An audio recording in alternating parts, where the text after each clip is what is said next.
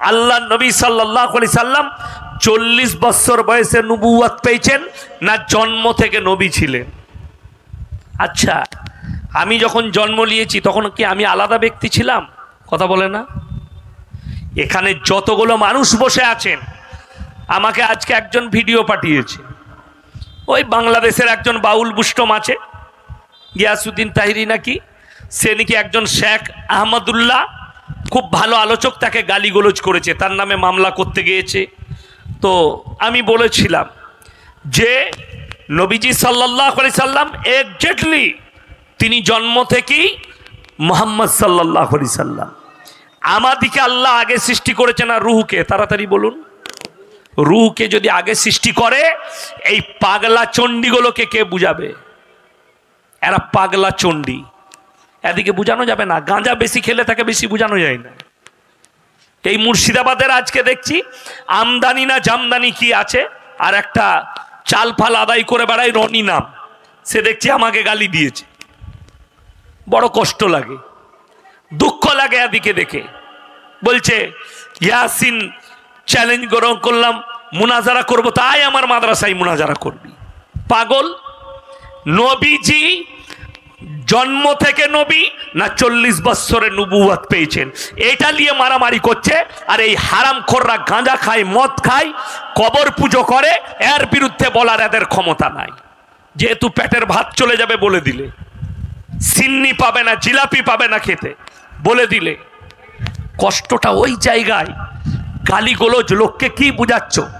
আল্লাহর হাবিব সাল্লাল্লাহু আলাইহি সাল্লাম জন্মেছেন তখন থেকে মুহাম্মদ সাল্লাল্লাহু আলাইহি সাল্লাম। আমি যে তৈরি, সৃষ্টি হয়নি, তার আগে আল্লাহ আমাদের রূহকে সৃষ্টি করেছে। তো আমার আল্লাহ জানেন যে আমার মধ্যে যে রূহটা আছে এটা ইয়াসিনের রূহ, ঠিক কিনা কথা বলে? আপনারা যারা বসে আছেন, আপনারা যে সৃষ্টি হয়েছেন তার আগে আপনার আমার রূহটাকে সৃষ্টি করেছেন না করেননি? আমার আল্লাহ জানেন না? জানেন না যে এই রূহটা এই ব্যক্তির? আল্লাহ নিশ্চয়ই জানেন। তো এইটা তো বাস্তব জিনিস যে নবীজি, নবী কেন, যতগুলো নবী এসছেন দুনিয়াতে, যতগুলো মানুষ এসছেন, সকলেই জন্ম লগ্ন থেকে, সৃষ্টির আগে থেকে ওই ব্যক্তি। কেন আল্লাহ রূহকে আগে সৃষ্টি করেছে? গাঁজা একটু কম খাও তোমরা, দিয়ে ভুল বকা বন্ধ করো। মানুষকে এই ফিতনায় জড়াও না। এই ফিতনায় না জড়িয়ে মানুষকে শিরক আর বেদাত থেকে হেফাজত করো। মানুষকে হেফাজত করো, নামাজের দিকে দাওয়াত দাও। মানুষকে হেফাজত করে রোজার দিকে দাওয়াত দাও। বিশ্বাস করবেন না, আমার এলাকার কথা বলছে, আমার গলসি থানায়, আমি গ্রামের নাম লুব না, রেকর্ডিং হচ্ছে। একটা গ্রামে 98% পুরুষ মানুষ রোজা রাখে না। তার কারণ একটাই, তাদেরকে হুজুররা বলে দিয়েছে, এই গুটকা করা জিলাপি হুজুররা আমরা জান্নাতে নিয়ে যাবো, তোর রোজা রাখার দরকার নাই। কত বড় আস্পর্ধা! রোজা না রেখে জান্নাতে, নামাজ না পড়ে জান্নাতে।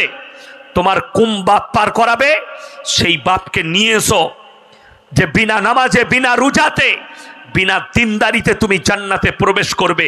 যদি এটা সত্য হয়, আমি আপনাদের কাছে প্রশ্ন ছুড়ে যাচ্ছি, আর ওই ভণ্ডদের কাছে প্রশ্ন ছুড়ছি। আল্লাহর হাবিব সাল্লাল্লাহু আলাইহি সাল্লাম নিজের চাচাকে কলমা পড়াতে পারেননি। এই কথাটা সত্য না মিথ্যা বাবা?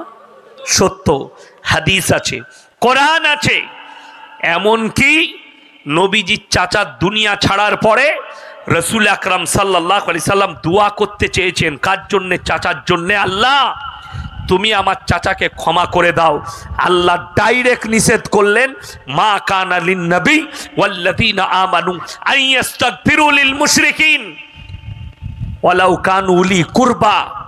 যারা মুশরিক হয়ে, বেঈমান কাফের হয়ে হে নবী মরে গেছে, তাদের জন্য তোমরা দোয়া করো না। এটা নসিহত মুমিনদের জন্য আর নবীদের জন্য। তারা যদি নিকটতম আত্মীয় হয় তাও তাদের জন্য দোয়া করা যাবে না। এরপর ভেবে দেখুন, আল্লাহ যদি নবীকে নিষেধ করে, আমার মতো ফুটো মৌলবি তোমাকে বিনা নামাজে, বিনা দিনদারিতে কি করে পার করাবো? আমাকে তো আগে মারবে ফেরেশতারা যে তুমি কাকে জান্নাতে নিয়ে যেতে চাইছো। ওই জন্যে বলে যাচ্ছি, আপনি নিজে নামাজি হন, আপনার পরিবারকে নামাজি করুন। সকলে জোরে বলুন ইনশাল্লাহ। নামাজ ফরজ। আপনাকে নামাজ আগে পড়তে হবে। কষ্টটা এক জায়গায় লাগে। আমার ভাই, কোরআনগুলো শোনাবো আপনাদেরকে একটা একটা করে, আপনার চোখটা খুলে যাবে। আমি কারোর বিরোধী লোক নয়, যারা মনে করেন তাদের ভুল হচ্ছে। আমি মানুষের কাছে হকটাকে তুলে ধরতে চাই, যেন মানুষ হকের ওপরে টিকে থাকে। আজকে গোটা পৃথিবীর দিকে তাকিয়ে দেখুন, আমাদের দেশের অমুসলিম ভাইরা হাসে।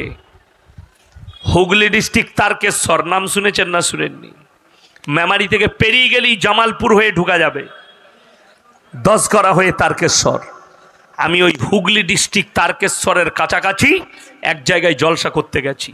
বিশ্বাস করুন, এইরকম এর থেকেও ভালো প্যান্ডেল, বিরাট বড় ঢাকা প্যান্ডেল।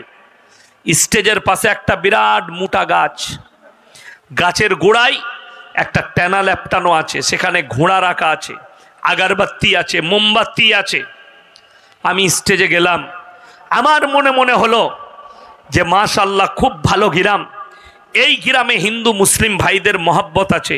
আমি বললাম, ভাই তোমরা খুব ভালো মানুষ, হিন্দু মুসলিম খুব মিল মহব্বতে থাকো, এখানে তোমরা জলসা করছো, আর আমার হিন্দু ভাইরা এখানে পুজো পাঠ করে। বললে, হুজুর ওইটা ওদের লো, এটা আমাদেরই। বাস্তব কথা বলছি। বলে, এটা আমাদেরই। আমি না, তোমরা কি করো? বলে, এখানেই তো সব কিছু পাওয়া যায়।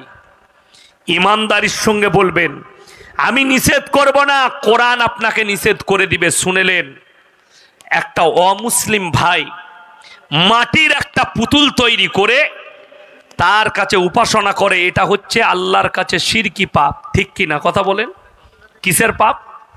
কিসের পাপ? শিরকের পাপ। আর আল্লাহর কাছে যতগুলো পাপ আছে, সব থেকে নিকৃষ্ট পাপ হচ্ছে শিরকের পাপ। আল্লাহ ব্যতীত অপরকে রব হিসাবে গ্রহণ করা, অপরকে মাবুদ হিসাবে গ্রহণ করা। ভেবে দেখুন, একটা অমুসলিম ভাই সে যদি এই কাজ করে, আর এটা যদি শিরক হয়, তার জন্য পাপ হয়, তাকে যদি আপনি মুশরিক বলেন, তো তুমি মাটির ঘোড়া রেখে সিজদা করলে এটা কি করে দিনের কাজ হতে পারে? কথাটা বুঝাতে পারলাম? বড় কষ্ট লাগে। এরপর চলুন, যদি বলেন আল্লাহ ব্যতীত কারোর কাছে কি কিছু চাওয়া যাবে না? এখানে হাজি সাহেব কেউ আছেন, হাত তুলেন। হাজি সাহেব কেউ আছেন, হাত তুলবেন। মাশাআল্লাহ। আর কেউ আছেন উমরা করে এসছেন এরকম? যাই হোক, আরো যদি এলাকায় হাজি সাহেব তাকে খোঁজ নিবেন, এই হাজি সাহেবকে জিজ্ঞেস করুন, ইনি কাবা ঘর থেকে ঘুরে এসছে। আপনি আল্লাহ নবীর মদিনায় গিয়ে কবরের সামনে সিজদা দিয়েছিলেন? হুকুম আছে? নাই। কটা চাদর চড়িয়েছিলেন? একটাও না। মক্কা থেকে মদিনা 470 কিলোমিটার রাস্তা, 430 থেকে 470 হবে, ঠিক কি না? এতটা। জিজ্ঞেস করুন কটা মাজার উনি দেখেছেন? পেয়েছেন? একটাও দেখেননি। আমি মাজারের বিরোধী নয়, কিন্তু আল্লাহর কসম খেয়ে বলছি, ইমানদারির সঙ্গে বলবেন, হযরতে আবু বকর সিদ্দিক রাদিয়াল্লাহু তাআলা আনহু থেকে বড় ওলি পৃথিবীতে কেউ হতে পারে? হযরতে উমরে ফারুক রাদিয়াল্লাহু তাআলা আনহু থেকে বড় ওলি পৃথিবীতে কেউ হতে পারে? এই সাহাবীরা শুয়ে আছেন কোথায়? মক্কা মদিনায়। মক্কায় যারা হজ করতে যাবেন, ইনিও দেখে এসছেন। আমি খালি কিতাবে পড়ে বলছি, কিতাবে পড়ে আমি বলছি, মক্কায় ওহুদের প্রান্তরে লোহার ব্যারিকেড দিয়ে 70 জন সাহাবীর কবর ঘেরা আছে, ঠিক কিনা? আমি কিতাবে পড়েছি। সেইখানে এমন একজন সাহাবী শুয়ে আছেন, তিনি হচ্ছেন নবীজির চাচা যান হযরতে আমিরে হামজা রাদিয়াল্লাহু তাআলা। যুদ্ধের ময়দানে যার বুকটা চিড়ে কালিজা থরটা বার করে চিবিয়ে খেয়েছিল হিন্দা, আল্লাহ তিনাকে পরে ঈমান দান করেছিলেন। এরকম সাহাবী শুয়ে আছে মক্কা মদিনায়, একটাও এই সাহাবীদের মাজার হলো না। আমার বাড়ি থেকে এখানে 80 কিলোমিটার রাস্তা, 80,000-এর বেশি মাজার আছে। আমি যদি মিথ্যা বলি, কেউ যদি বাপের বেটা হন আমার গাড়িতে চাপেন, কোনো অসম্মান নয়। আমি তাকে আমার মাদ্রাসার এসি মেহমানখানায় রাখবো, গরম লাগতে দেবো না। বাড়িতে মাগুর মাছ রাখা আছে, পুকুর মেরেছিলাম, কালকে মাগুর মাছের ঝোল খাওয়াবো, আর আমার পাশে একটা গ্রামে নিয়ে যাব। আমি নিজে বিচার করতে গিয়েছিলাম। কিসের? একদল বলছে ওরও সবে, একদল বলছে করতে দেবো না। আমরা আলহামদুলিল্লাহ, আমাকে বিচার করতে পাঠালো থানা থেকে, আপনি ফয়সালা করুন। দুদলকে ডাকলাম, তোমরা কেন করতে দিবে না বলো। আর যে করছে তাকে বললাম তোমার বাড়ি কোথায়? বললে কাটুয়ায়। কাটুয়া থেকে গিয়ে করবেন, খুব মহব্বত করেন। আমি বললাম যে মাজারটা দেখছি এখানে কোন আল্লাহর ওলি শুয়ে আছেন? আমাকে বললে হুজুর কেউ শুয়ে নাই, তবে বলে পাথর চাবড়ি থেকে একটা পাথর এনে এখানে মাজার করেছি। আপনারা ইমানদারির সঙ্গে বলুন, ইসলাম সত্যর ওপরে টিকে আছে না মিথ্যার ওপরে? তাড়াতাড়ি বলুন। সত্যর ওপরে। তাইলে এই মিথ্যা কবর বানিয়ে তোমরা কাকে ধোকা দিচ্ছ? তুমি বড় কষ্ট ওই জায়গায়। আমার মুসলমান ভাই, আমি কারুর বিরোধী নয়, আমি হচ্ছি সিস্টেম বিরোধী লোক। আমি পীরের বিরোধী নয়, আমি সিস্টেমের বিরুদ্ধের লোক। যদি কোনো মৌলবি, এই থানাটা কোন থানা? মেমারি থানা। গোটা মেমারি থানার যতগুলো মৌলবি আছে আর হুজুর আছে, আমি চ্যালেঞ্জ ছুড়ে গেলাম, একজন যদি একটা কিতাব বার করে দেখাতে পারেন খাজা মঈনুদ্দিন চিশতি রহমতুল্লাহ আলাইয়ের, যে তিনি লিখে গেছেন আমি মরে যাওয়ার পরে আমার মাজারে সিজদা দিবি, আমার মাজারে চাদর চড়াবি, আমার মাজারে সিন্নি দিবি, আমার কাছে এসে ভালো মন্দ চাইবি, এটা যদি দেখাতে পারে আমি আল্লাহর কৃপায় তোমার সঙ্গে গিয়ে খাজা বাবার মাজারে সিজদা দিয়ে আসবো। খালি তিনার লেখাটা বার করে দেখিয়ে দাও। বড় কষ্ট লাগে। চলুন, ফুরফুরা দাদা হুজুর পীর কেবলা রহমতুল্লাহ আলাই, তিনি তিনার ওসিয়ত নামাই লিখেছে। আমার কাছে এই মোবাইলে ওসিয়ত রাখা আছে, ফটো তুলে রেখেছি। তিনি লিখেছেন যে মেয়েদের মাজারে যাওয়া হারাম। এটা দাদা হুজুর বললাম। বেরেলবি ভাইদের সব থেকে বড় মৌলবি আহমদ রাজা বেরেলবি, ফতোয়ার কিতাবের নাম হচ্ছে ফতোয়ায়ে রিজভিয়া, খণ্ড নম্বর 24, পৃষ্ঠা নম্বর 497, পাকিস্তানের করাচিতে ছাপা হয়েছে। সেইখানে লিখেছেন মেয়েদের মাজারে যাওয়া তো দূরের কথা, নিয়ত করাটাও হারাম। এটা আমাদের কোনো মৌলবি নয়। যিনি লিখেছেন বেরেলবি ভাইদের সব থেকে দামি মৌলবি, তিনি লিখেছেন মেয়েদের নিয়ত করাটাও হারাম। বড় কষ্ট লাগে। আমি কারোর বিরোধী নই। আমার গাড়ি এক সপ্তাহ আগে আমি যাচ্ছিলাম উত্তরবঙ্গে জলসা করতে। আমি ঢুকেছি আমার বাড়ি থেকে গুসকারা, গুসকারা থেকে ঢুকেছি আপনার বোলপুর, বোলপুর থেকে আহমদপুর, আহমদপুর হয়ে সাঁইটিয়া হয়ে যাচ্ছি। আমি লেনের গায়ে গায়ে এক জায়গায় গাড়ি আটকালো একদল যুবক। তো আমি আমার দিকে ডাকলাম, এইদিকে পাঠাও। ড্রাইভারকে বলে আমার দিকে পাঠাও। কি হয়েছে বাবা? বলে হুজুর আমরা ওরস করব, চাঁদা চাই। এমন অবশ্যই দেবো বাবা, কোনো অসুবিধা নাই। তো কি হয় ওরসে? বলে অনেক লোক আসবে, তাদেরকে খানা খাওয়ানো হবে। আচ্ছা এখানে আর কি পাওয়া যায়? যে যা এসে যা চাইবে তাই পাবে। আমি বললাম আলহামদুলিল্লাহ। আমি বললাম যদি সব চাই, যে যা চাইবে সব পাবে, তা তোমরা যে ওরস করবে তা বাবাকে গিয়ে বলো বাবা আমি ওরস করব, টাকা দে, গাড়ি আটকানোর কি দরকার? তখন আমাকে বললে আপনি বে লাইনের লোক। আমি বললাম আমার ইউটিউব খুলে দেখে নিবি আমি কোন লাইনের লোক, আমার নাম মৌলবি ইয়াসিন। তখন একজন বলেছে ছাড় ছাড় ছাড় ছাড় ছাড় ছাড়, ছেড়ে দিলাম, আমি পালিয়ে গেলাম।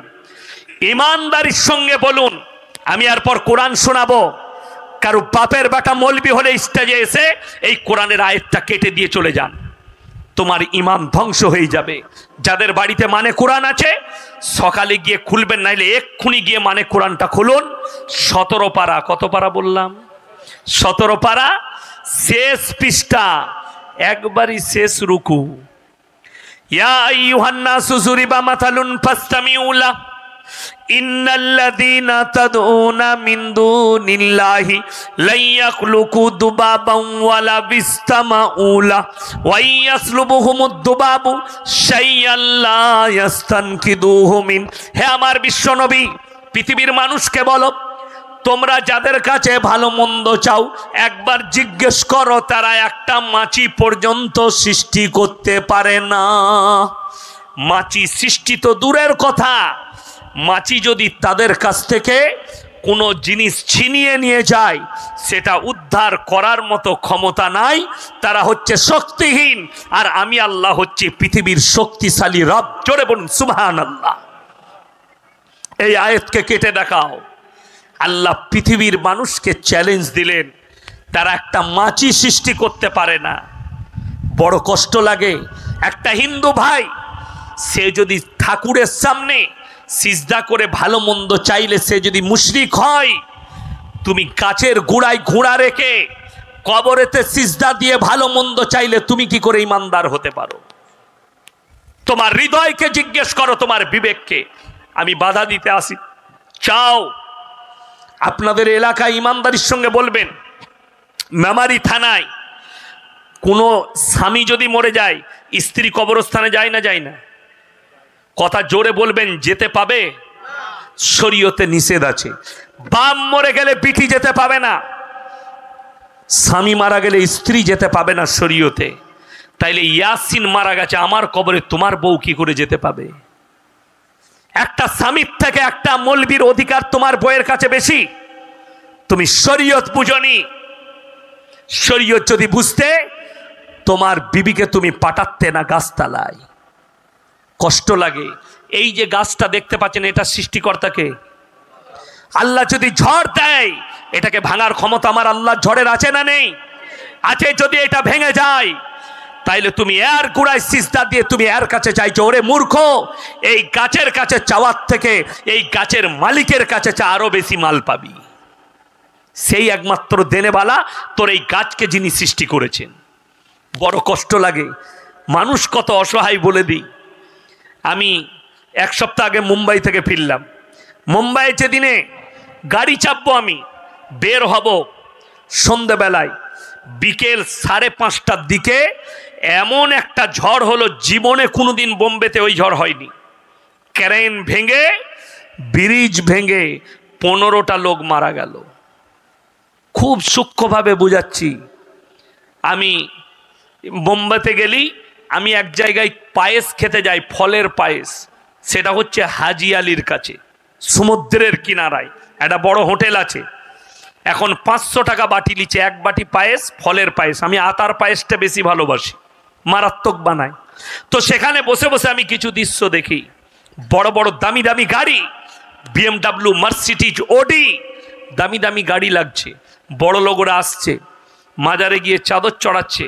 বাবা হামকো বাচ্চা দে দো, বাবা হামকো পয়সা দে দো, বাবা আমাকে পয়সা দাও, আমাকে টাকা দাও, সম্পদ দাও, সব চাইছে মাজারে। যখন তারা বেরিয়ে আসছে, দুদিকে ভিখারি বসে আছে। আল্লাহকে নাম পে দে দে বাবা। সেই ভিখারিটাও জানে মাজারে মাল পাওয়া যাবে না, পকেটে তোর পয়সা আছে। কথাটা বুঝতে পেরেছেন না পারেননি? যদি ওইখানে থাকতো, ভিখারি তোমার কাছে হাত পাততো না, ভেতরেই হাতটা পাততো। বড় কষ্ট লাগে। আল্লাহ নবীর কবরে চাদর চড়ানো জায়েজ নেই, তোমার মতো টেনার চাদর নয়। যদি চাদর চড়ানো জায়েজ হতো, আল্লাহর কসম, রসুলের কবরটা আসমান পর্যন্ত হিরে মতি মুক্ত চাদরে ঢেকে যেত। ঠিক কিনা কথা বলে? রসুলের কবরে জায়েজ নেই। পৃথিবীর আর কোনো মৌলবি, মোল্লা, পীর ফকিরের কবরের জন্য জায়েজ হতে পারে না। আমাকে গালি দাও, যাও যদি হিম্মত থাকে। যে মৌলবি কটা গাল দিচ্ছে, আমদানি না জামদানি না সামদানি, মুর্শিদাবাদের, তোমাদের বাপের হিম্মত থাকলে কাবা ঘরে গিয়ে রসুল আকরাম সাল্লাল্লাহু আলাইহি সাল্লামের কবরে একটা চাদর চড়িয়ে দেখাও। তুমি জেলের কুঠরিতে থাকবে, সামনে কিতাব নিয়ে খালি ফুটানি করলে হবে না, দলিল দাও। বড় কষ্ট লাগে। সমাজকে গুমরা করো না, সমাজকে দিন বুঝাও, আল্লাহকে চিনাও। ইয়াসিনকে চিনে লাভ হবে না। শুনেলেন কোরআনে আছে, ফালানাস আলান্নাল্লাযীনা উরসিলা ইলাইহিম ওয়ালানাস আলান্নাল মুরসালিন। 8 পারা সূরা আরাফ, একবারই প্রথম পৃষ্ঠা সূরা আরাফের। যাদের বাড়িতে মানে কোরআন আছে খুলে দেখবেন। আল্লাহ রাব্বুল আলামিন বললেন, হে আমার নবী শোনো, আমি কিয়ামতের দিনে মৌলবি, মোল্লা, পীর ফকির তো দূরের কথা, আমি নবী, পয়গম্বর, রসুল দিকেও দাঁড় করাবো, আর তাদেরকেও প্রশ্ন করা হবে, তুমি কেমন দাওয়াত দিয়েছো আর তোমরা কেমন করে গ্রহণ করেছো। যারা মনে করছেন নবীদিকে আল্লাহ দাঁড় করাবেন না। তাহলে কোরআন শোনো, হযরতে ঈসা মাসিহ জিনাকে নামানো হবে, আবার দাজ্জালের অভিভাব চলবে। ঈসা মাসিহকে আল্লাহ আসমান থেকে নামাবেন দমস্কের মসজিদে আসরের নামাজে। তিনার সঙ্গেই মহাযুদ্ধটা হবে দাজ্জালের। সেই ঈসা মাসিহকে আল্লাহ কিয়ামতের দিনে কাঠগোলায় দাঁড় করাবে। কেন? বর্তমানে যারা খ্রিস্টান আছে তারা গির্জায় দুজনার মূর্তি রাখে। কজনার বললাম? দুজনের। একটা হচ্ছে যিশুস আর একটা হচ্ছে মারিয়াম তার মা। তাদের কাছে উপাসনা করে, তাদের কাছে ভালো মন্দ চাই, তাদেরকে গড বলে। কোরআনের ভাষা শুনেলেন আপনার চোখ দিয়ে পানি আসবে। এই দুজনের কাছে চাওয়ার কারণে আল্লাহ প্রশ্ন করবেন, ইসকাল আল্লাহু ইয়া ঈসা ইবনে মারইয়াম আনতা কুলতা লিন্নাস ইত্তাখিদুনি ওয়া উম্মিয়া ইলাহাইনি মিন দুনিল্লাহ। হে ঈসা, মরিয়মের পুত্র ঈসা, তুমি কি বলেছিলে তোমার কওমের লোককে আল্লাহ ছাড়া আমি আর আমার মা আরো দুটো আল্লাহ? ঈসা নবী সেদিনে বলবেন, ক্বালা সুবহানাক মা ইয়াকুনু লি আন আকুলা মা লাইসা লি বিহক। যে কথা বলার আমার হক নেই, অধিকার নেই, ওগো আল্লাহ আমি এ কথা কেমন করে বলতে পারি? ইন্নাকা আনতা আল্লামুল গুয়ুব, আপনি তো সবই জানেন। আল্লাহ বলবেন আমি সব জানি। এদিকে বিশ্বাস স্থাপন করানোর জন্য তোমাকে দাঁড় করিয়েছি, তাদেরকে জাহান্নামের রাস্তা দেখানো হবে, আর বিকল্প কোনো রাস্তাই থাকবে না। আপনি ভেবে দেখুন, যদি ঈসা মাসিহর মতো নবীকে যদি আল্লাহ দাঁড় করায়, আপনি আমি কি করে পার পাবো? বড় কষ্ট লাগে, দুঃখ লাগে। আজকে মানুষকে এমনভাবে বোঝানো হচ্ছে